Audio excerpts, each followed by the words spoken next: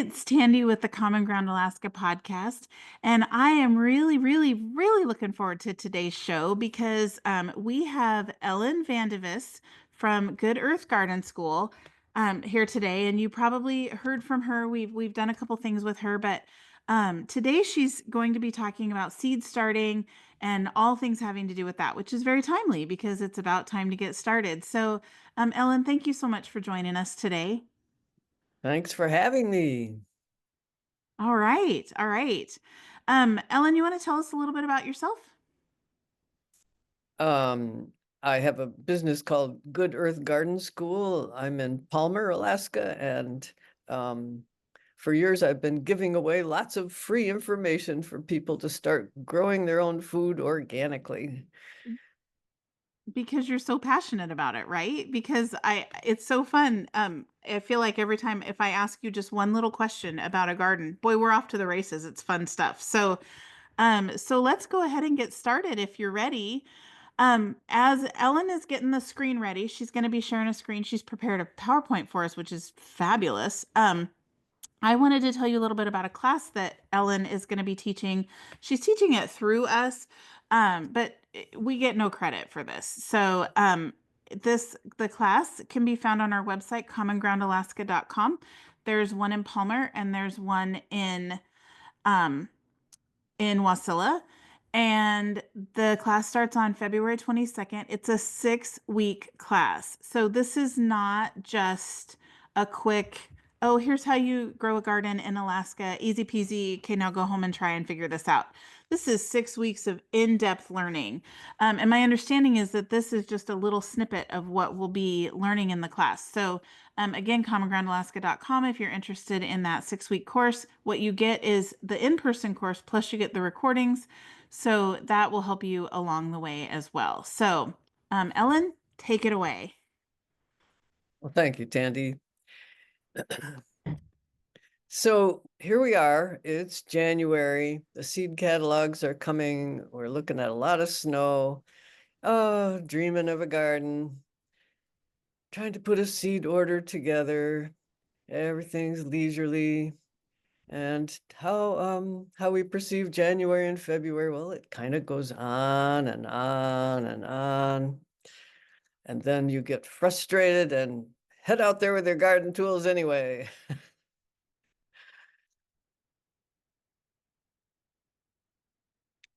And now you've got a bunch of seeds. So we'll talk about seed starting versus just trying your lucks, directly seeding everything in your garden. Our season's so short.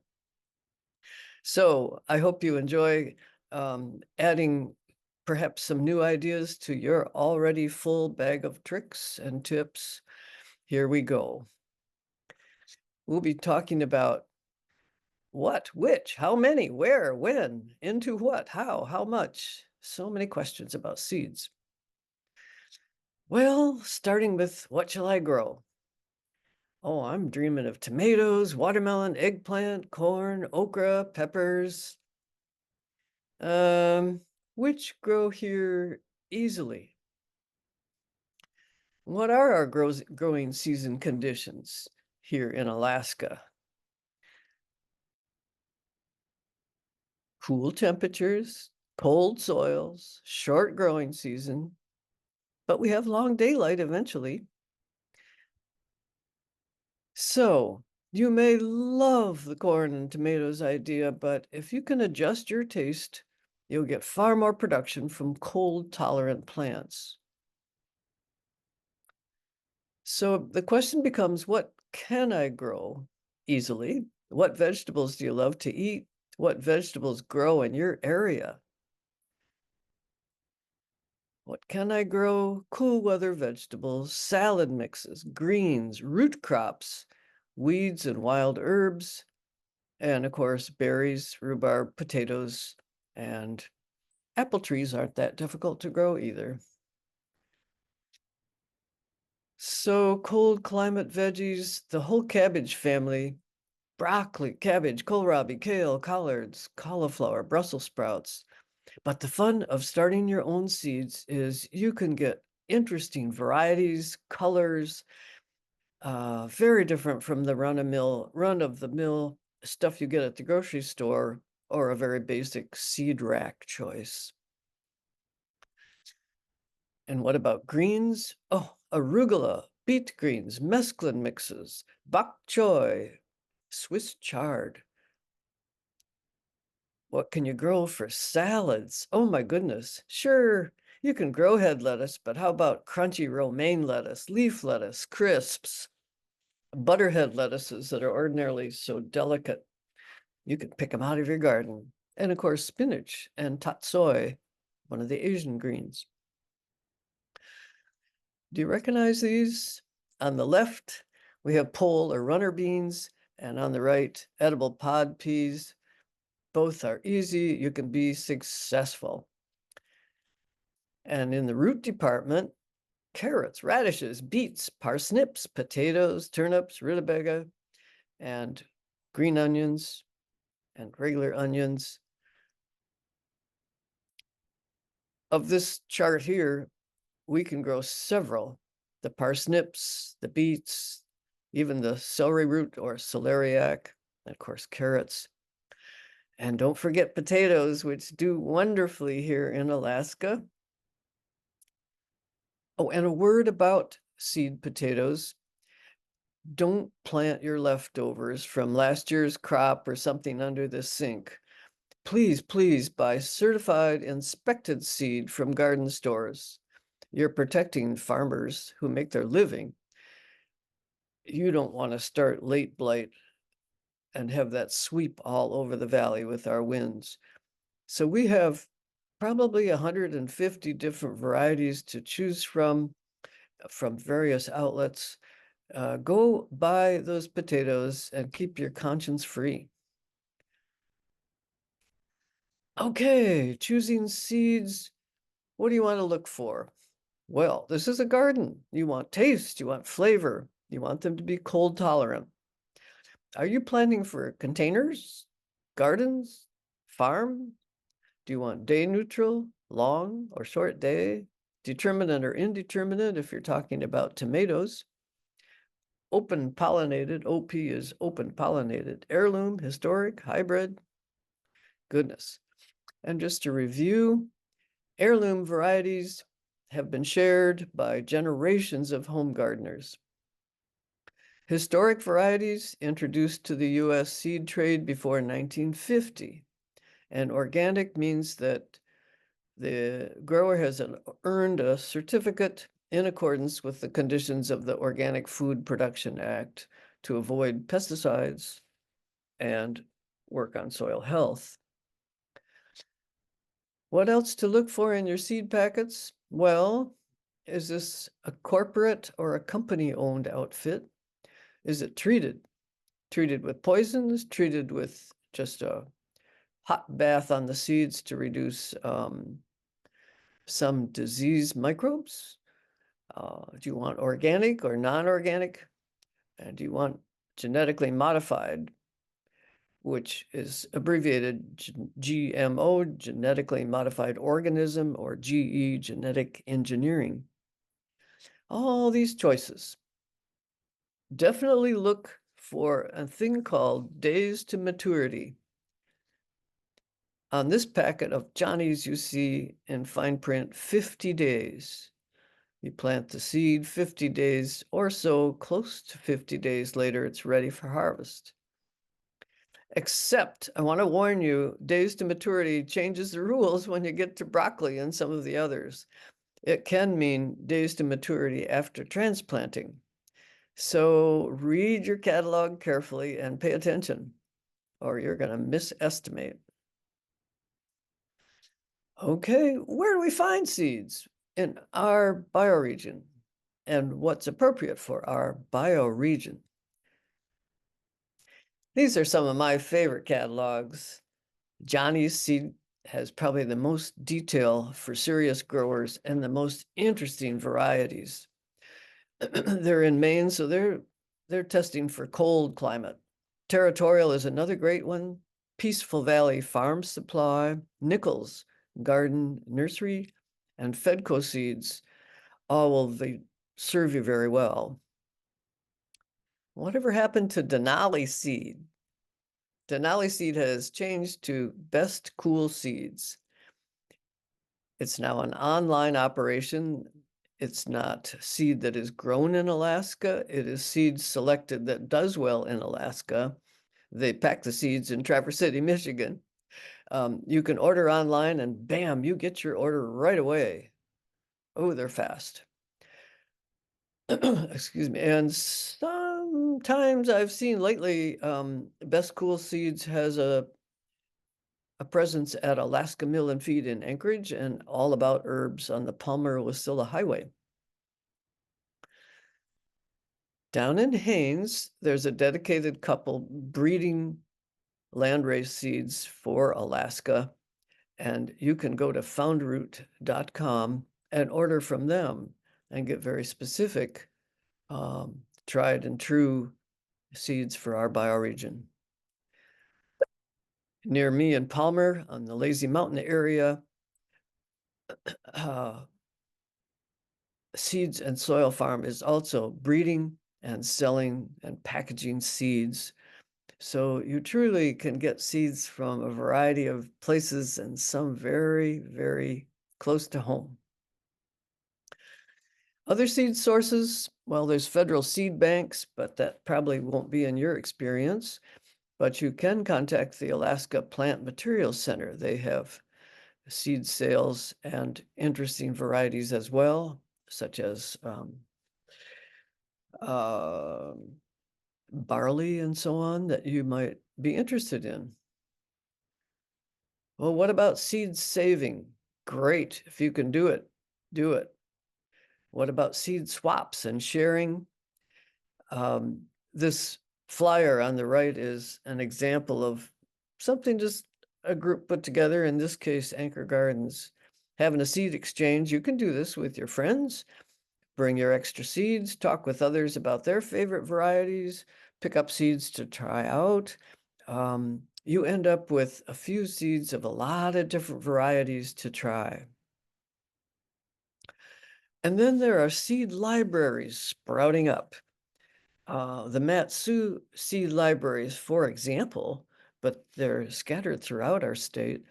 The Wandering Cafe in in Wasilla, the Talkeetna Public Library, Big Lake Library.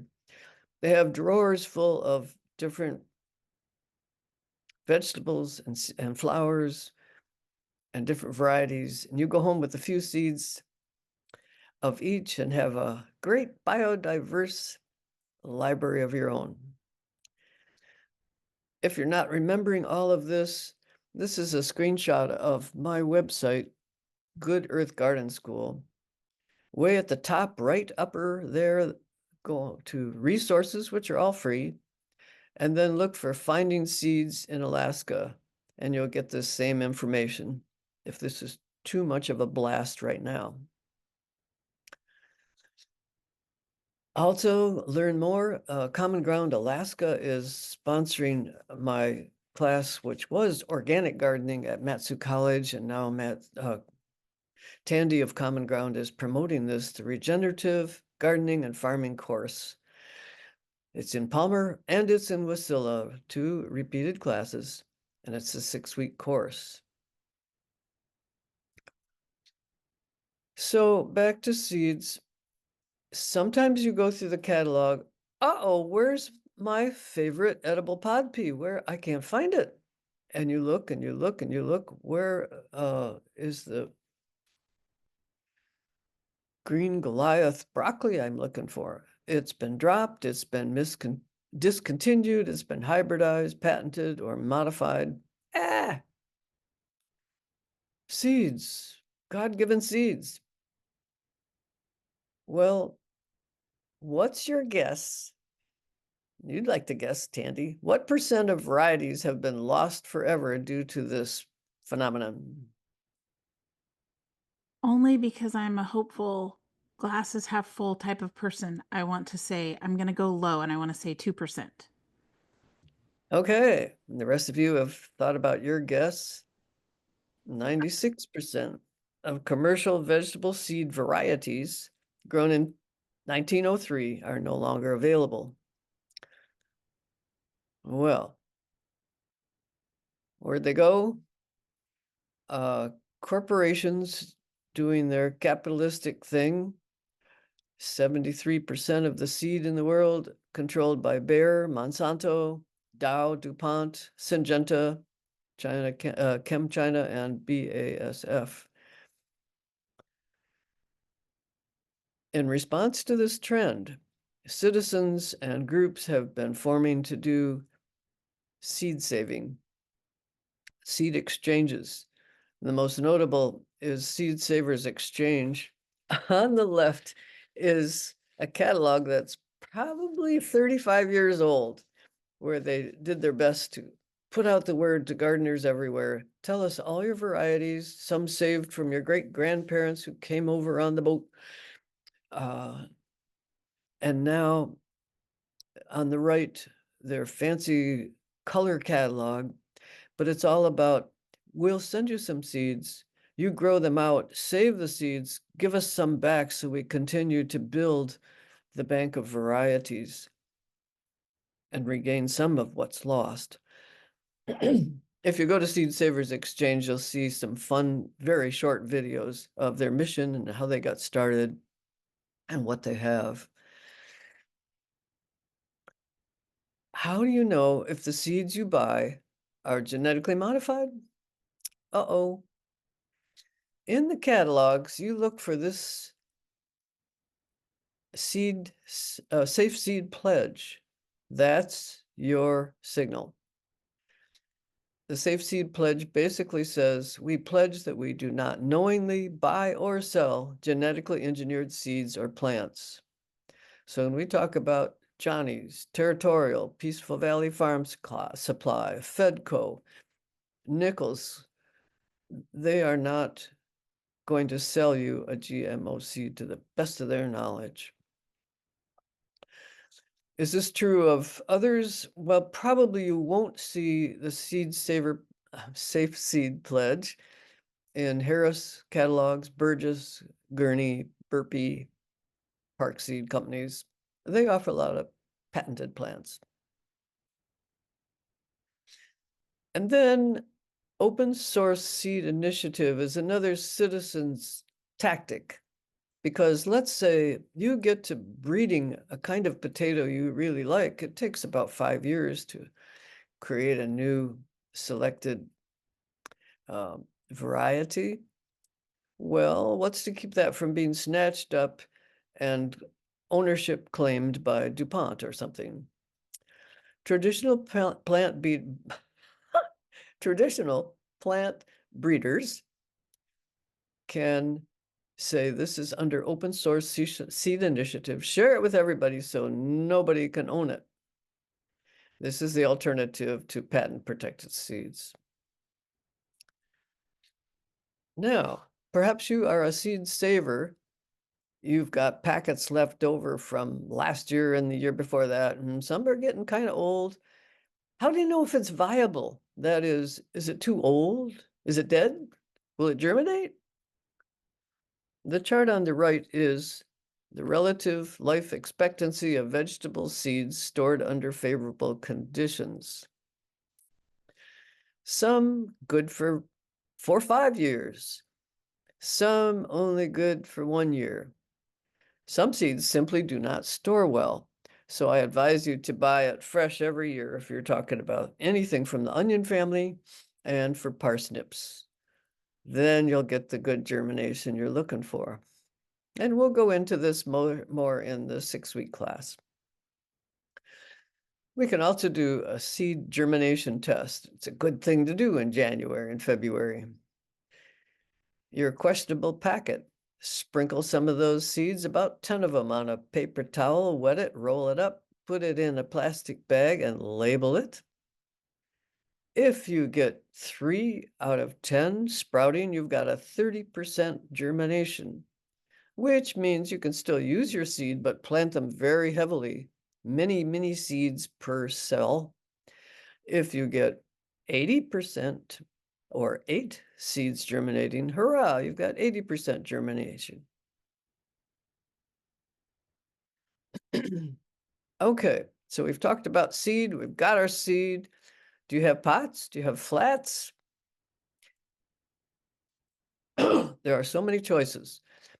Oh, there's a speedling tray shown here. There's soil blocks. There's your traditional 4-pack cell packs out of plastic, plug trays, and on the right, the various sizes of typical plastic pots. You also have a choice of these smart pots made of a plastic fiber. You also have a choice of things like peat pots and cow pots. Cow pots are made from compressed cow manure.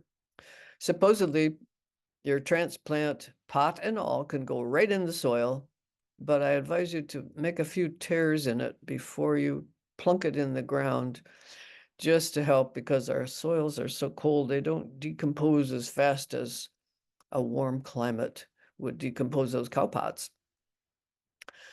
There's a new company now in New Zealand putting out Compostify.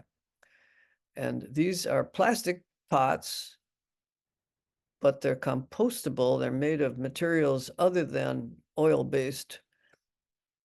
And I'm hoping this vastly reduces our horticultural waste in the landfills.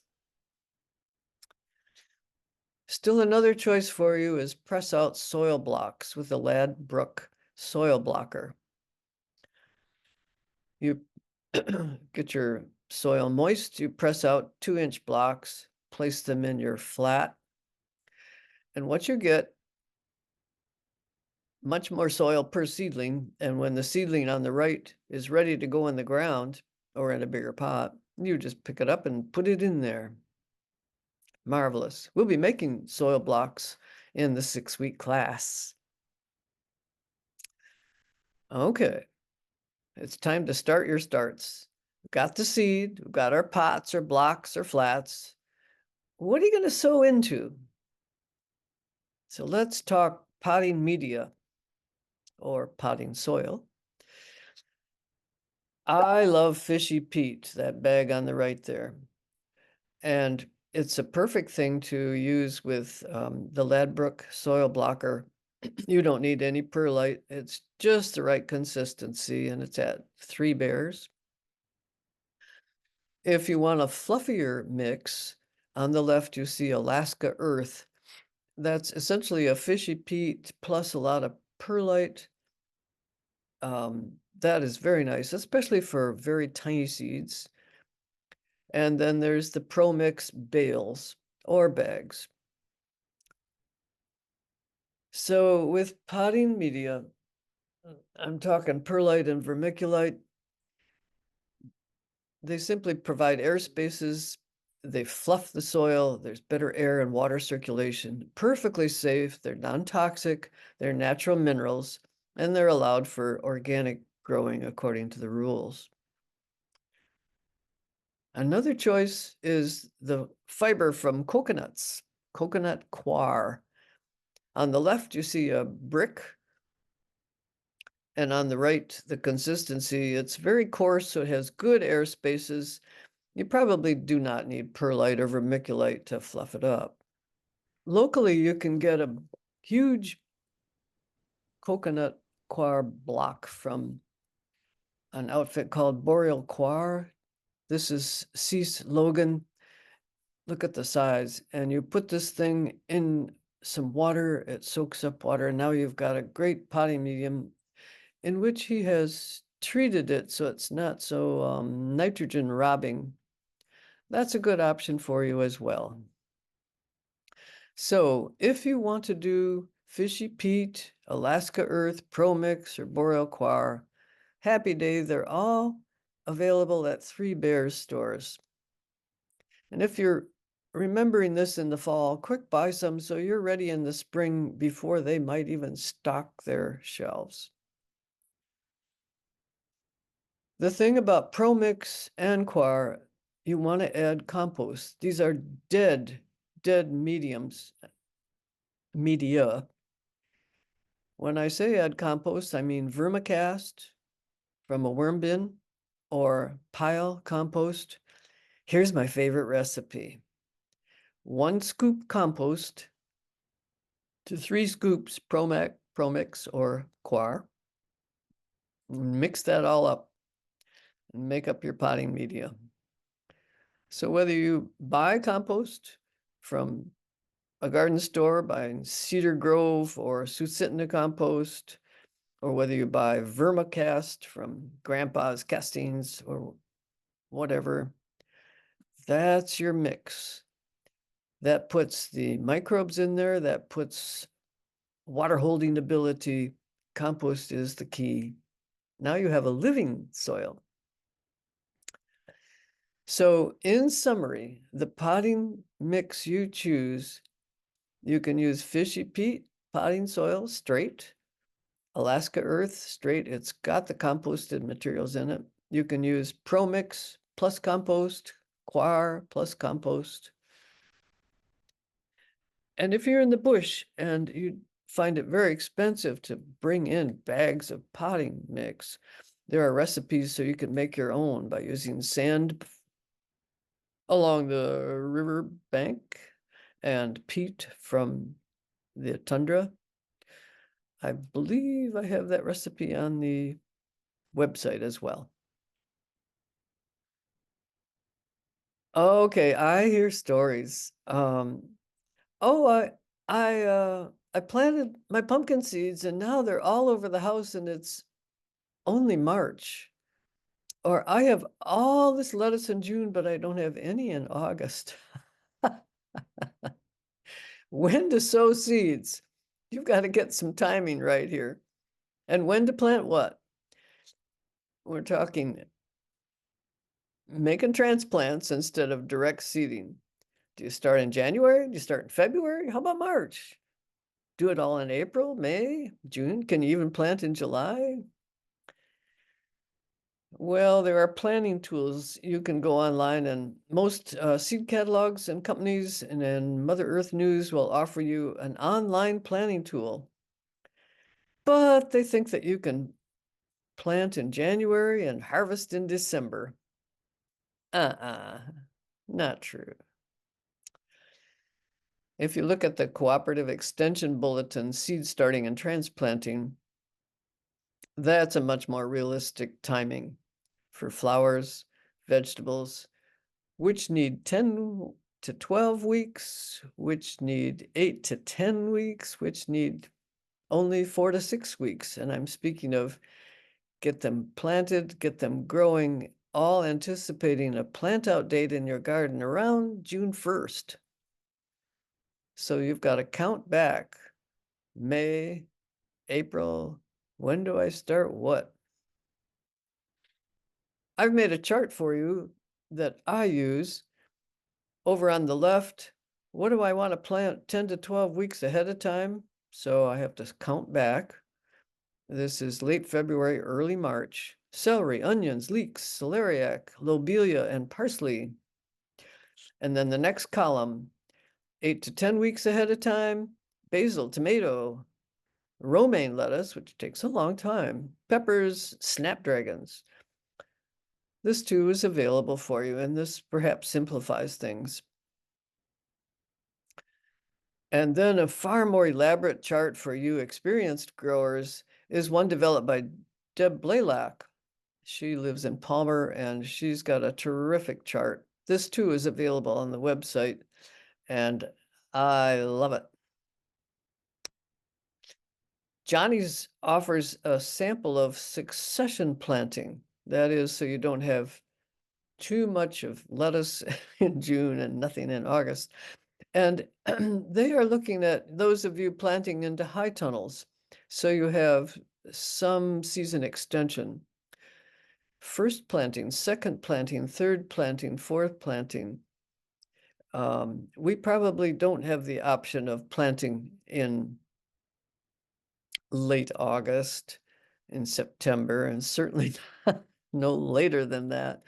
But it gives you an idea of how you can get a succession of staggered plantings and staggered harvest if you're into production mode. My trick that I pass on to you, I have a container all of a sudden I think, holy cow, it's the end of February. I got to get planting. I have all my earliest starts in a box together. And the shock of, oh, clean off the table, get the seeds out, get the flats ready. Where's my potting medium? I can just go in my little box and get planting. I'm ready. Another consideration, if you can time it to the lunar cycles. Why? Because you're going to have much better germination and stronger plants.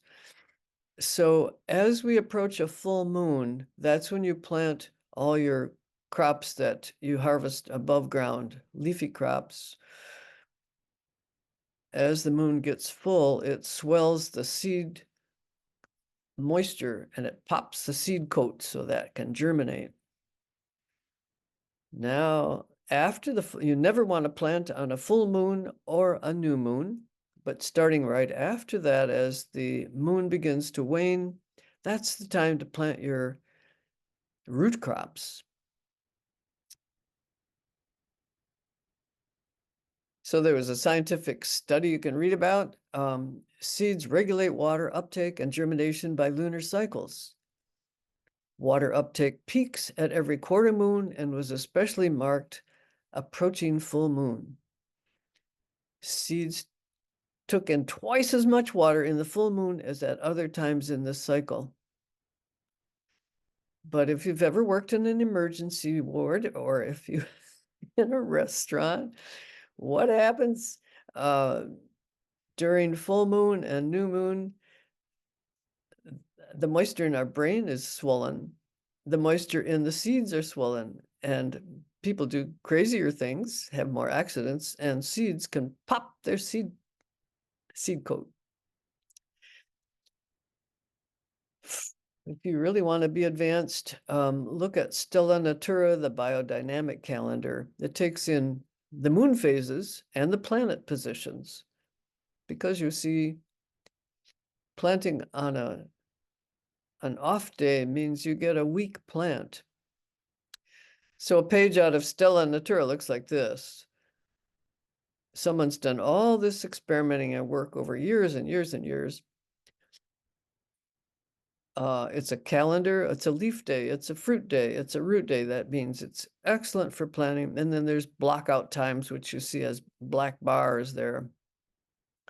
So the full page on the very left, Saturday, Sunday, Monday, Tuesday, on the column on the left. And then a little ways in, moving right, you see the moon phases, but they're also looking at all the astrology of positions of the planets. All you need to know is, oh, on the first of that month, it's a good flower day all day. So that's when you should plant your flowers. So if you have a choice throughout the week and you can time it, you'll get strong plants that way.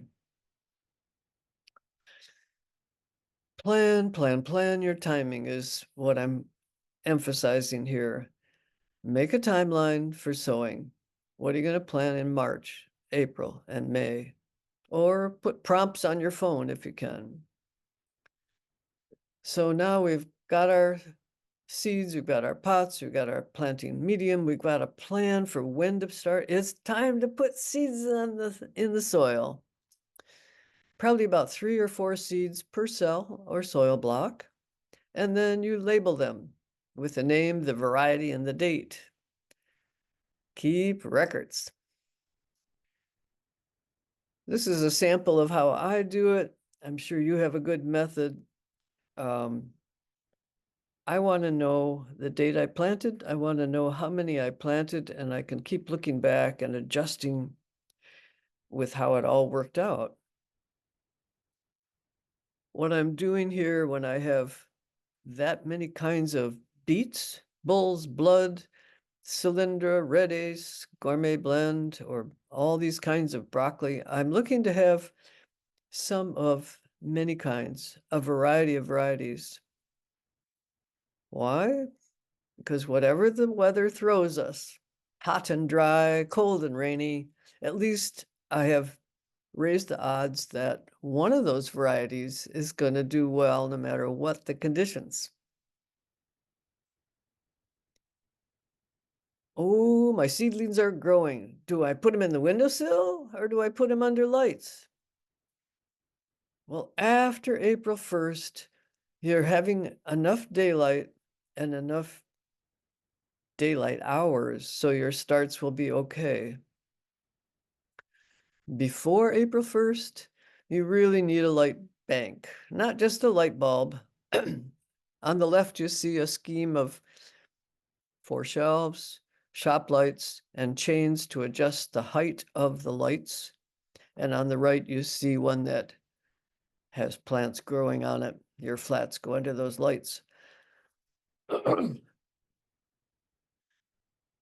Avoid the leggy, spindly, and weak by, here's what you need: light banks, fan, and a timer. For light, 14 to 16 hours a day. For a fan, 25 to 45 minutes a day. Probably not blasting at high speed, but at least some air movement to strengthen those stems. And the temperature around 60 degrees. So you get them germinated at warmer temperatures, but then drop that down if you can. Keep your seedlings almost touching the light bulbs. And this picture you see on the right is not doing that. You want them cool, you want them compact, and you want them stiff-stemmed. No leggy ones for you. How to choose light bulbs, how to choose shop lights. Again, you can go to goodearthgardenschool.com under free resources. Under that, look for seeds and growing tips, and under that, light banks and grow lights for seedlings, and you'll have all the specs you need for free. Ooh, your seedlings are growing. Right away, start thinning if you have several sprouts per cell. But do that with scissors rather than yank them up and disturb roots. And on the right, there's some onions there. You'll want to give them a haircut every so often, taking off a third of the tops. And then potting up means as they get too big for the cell, you've got to put them in a bigger pot. While you still wait for that June 1st plant out date in the garden. And then, for heaven's sakes, label them, every one of them.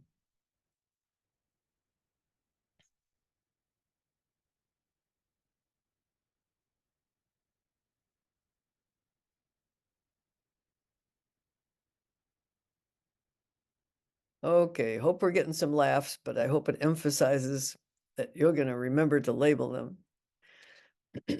Now, do you want your plant babies to be nutrient dense? Do you want to start right now with soil health and plant health so they're resistant to disease? Here's what you do. Do you add fertilizer? Yes. None of the potting media will provide enough fertility or microbe foods. You'll need to add nutrients. Well, when? Before planting some kind of granular mixed in the potting medium? Maybe. Before planting mixed compost in the ProMix and Coir? Yes, the compost will give microbes and microbe foods. Soak the seeds before planting them? Yes, you can do that in soluble kelp or Maxicrop. You'll get some good results from that.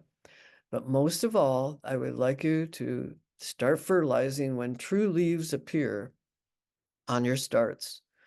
That's when you add fish and kelp.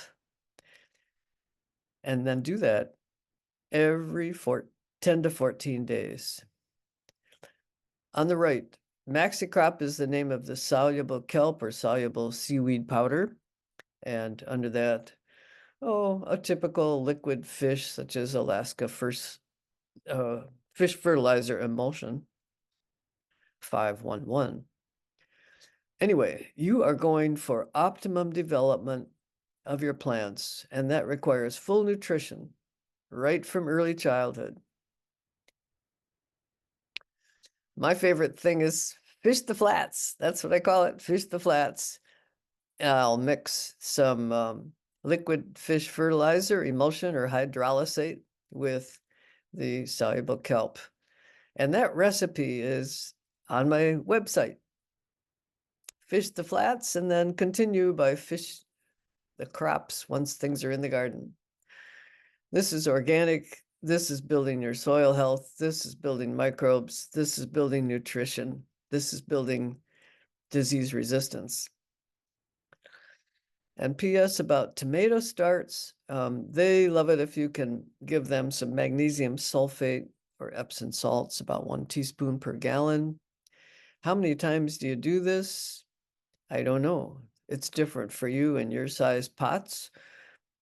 I have to douse to find out if it's 3 more of those or 5 more of those. Just don't overdo it.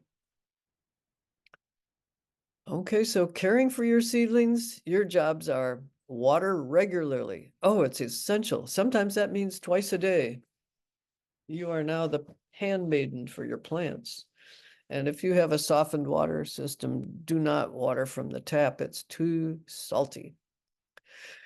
Oh, melt some snow, go to the river or the lake, get your water elsewhere.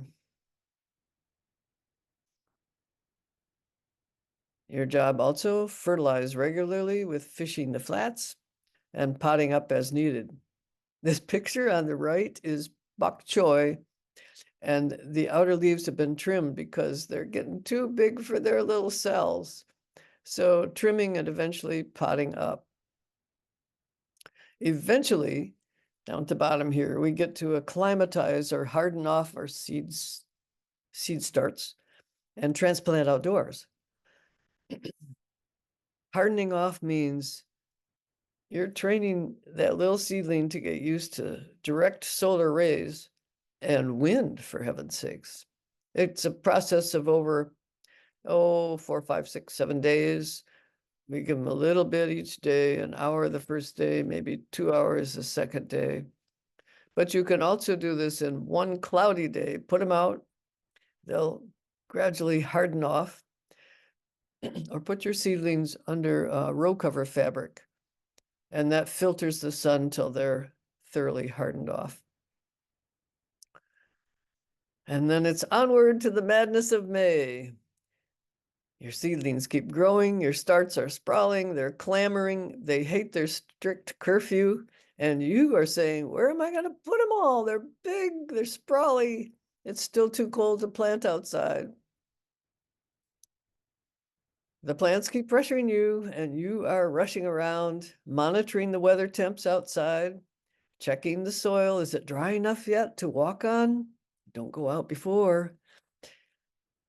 Cleaning up and weeding the garden beds, finalizing your spacings and layout plan, prepping beds, applying fertilizers, compost, laying irrigation hoses, hardening off your plants to finally transplant. Well, when? Late May, early June? My best advice to you is this: talk to the gardeners in your neighborhood. Find out when they do it in your neighborhood. When's the average last frost? If you're working with a greenhouse, a high tunnel, that's another whole set of figurings out. That's your season extension. And if you want to do successive cropping, think about that. And then the catalogs will say, plant your fall crops of carrots and cauliflower and cabbage. No, I don't think you'll get any second crop by planting them when they tell you to. Again, talk to your neighbors. If you've been a gardener a while and want to have some charts here, which are the cold tolerant things you can plant in succession and get many crops, which are the ones to stagger. All of this is on my website as well for free. Remember to plant a row for the hungry and be prepared for harvest. What are you going to do with all that bounty? You better be prepared to be in the kitchen, blanching and freezing, canning, etc. Where can you learn more? Certainly at Good Earth Garden School. On the left, there's the free resources section, and on the right, you can shop. That's where you get Maxi Crop because nobody else seems to be carrying it. So I sell little packets of Maxi Crop with the instructions for $8. So with great gratitude, I hope you signed up for the email newsletters that I send out from Good Earth Garden School. Hope you can take a class, and thanks for Common Ground Alaska for doing this recording, and have yourselves a great growing season.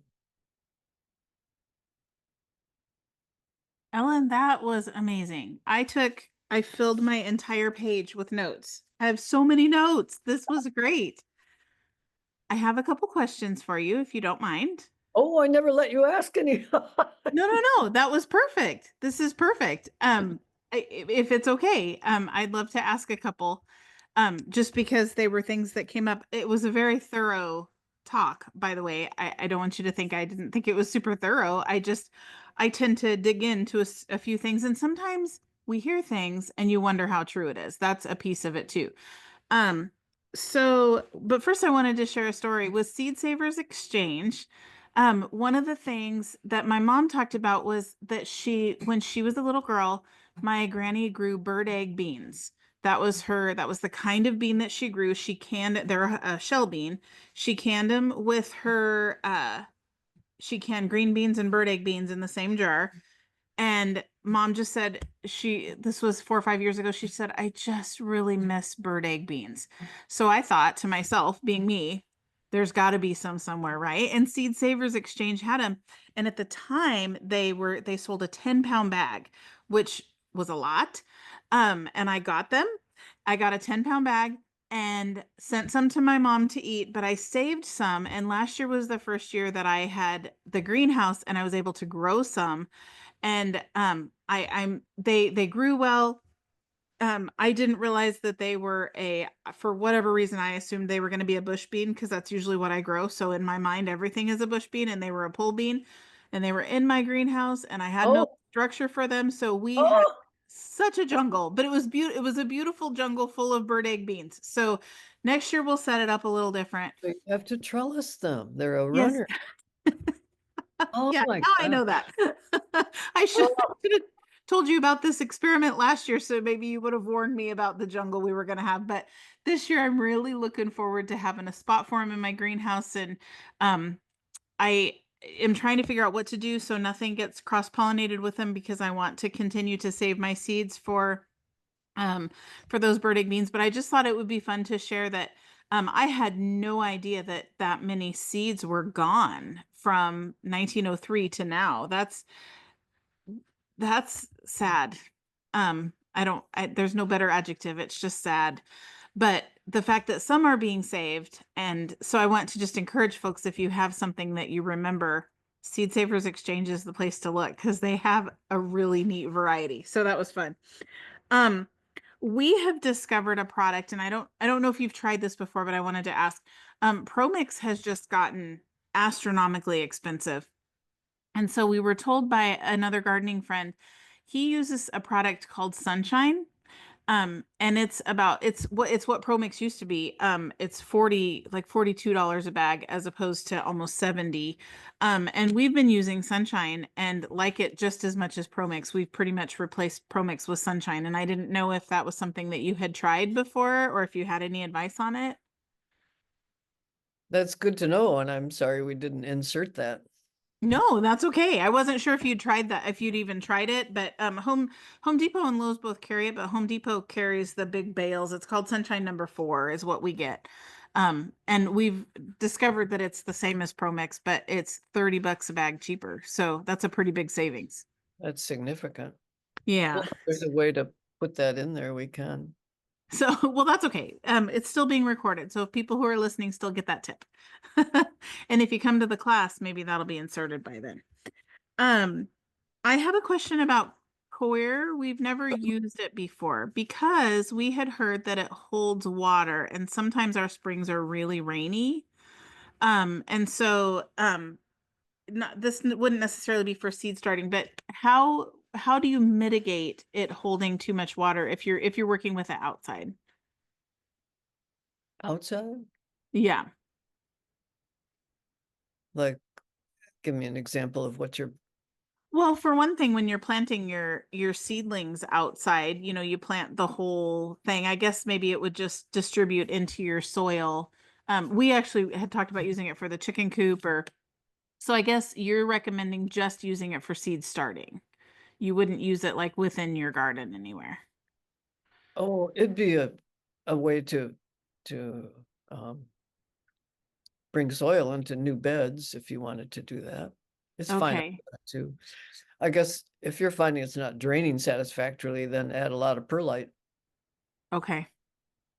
Okay. That's good advice. And then I loved how you talked about building soil in the where if you're off the road system, because I never even had thought about that, but can you imagine the cost of bringing in bales of Pro Mix? It's so heavy and cumbersome, and so being able to use sand and peat. We have a saying we use around here, Alaska provided again, and I feel like that just kind of fits there because it's easy to look at the